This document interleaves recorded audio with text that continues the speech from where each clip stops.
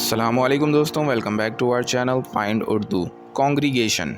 Congregation का मतलब है लोगों का एक जगह इकट्ठा होना, अक्सर रिलीजियस या सोशल पर्पस के लिए। ये लफ्ज़ अक्सर चर्चेस, मस्जिदों या दूसरी रिलीजियस गैदरिंग के लिए यूज़ होता है। कॉन्ग्रीगेशन का मकसद अक्सर एक कॉमन गोल के लिए लोगों का इकट्ठा होना होता है। जैसे जुम्मे के दिन मस्जिद में कॉन्ग्रीगेशन होती है जहां लोग नमाज अदा करते हैं। The church held a large congregation for Sunday prayers.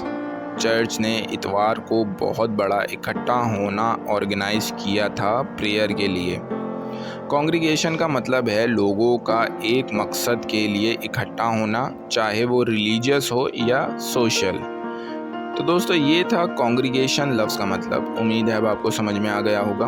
मिलते हैं नेक्स्ट वीडियो में। शुक्रिया।